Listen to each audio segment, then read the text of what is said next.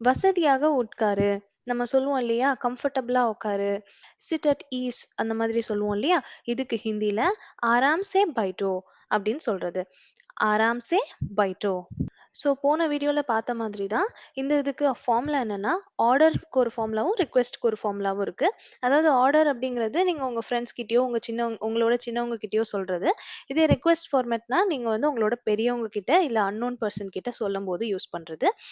அது என்ன அப்படின்னு பார்த்தீங்கன்னா, நம்ம வெர்ப் இருக்கு இல்லையா? இப்ப நம்ம பைட் அப்படிங்கிறது ஃபர்ஸ்ட்டு வெர்ப் பார்த்தோம். அந்த மாதிரி ஒரு வெர்ப் கூட ஓ அப்படிங்கிறத ஆட் பண்ணிட்டீங்கன்னா, அது வந்து நீங்க ஆர்டரா சொல்ற மாதிரி ஆயிடும். அதே மாதிரி அதே வெர்ப் கூட இஏ அப்படிங்கிற வார்த்தைய சேர்த்துக்கிட்டீங்க அப்படின்னா, அது வந்து ஒரு ரெக்வெஸ்ட் பண்ணி சொல்ற மாதிரி ஆயிடும்.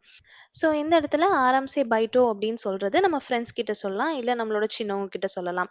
நல்லா உட்காரு, வசதியா உட்காரு அப்படின்னு சொல்ற மாதிரி. இதே நம்மளோட பெரியவங்க கிட்ட சொல்லணும்னா, ஆராம்சே பைட்டியே